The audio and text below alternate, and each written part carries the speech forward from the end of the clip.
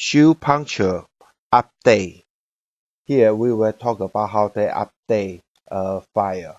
First, we will receive a RAR file, ShoePuncher.rar. So we double click ShoePuncher.rar. Then it will show we will have to unzip the file.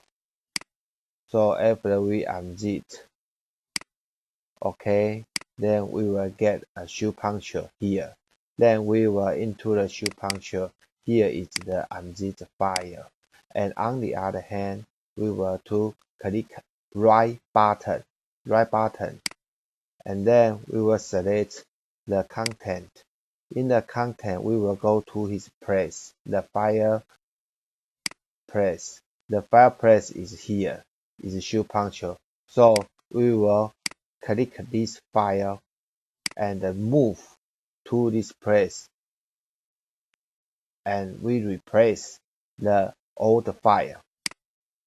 Then if we update, it's a success.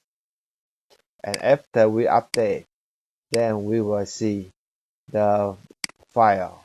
We click the file. We don't need the password, and it will work.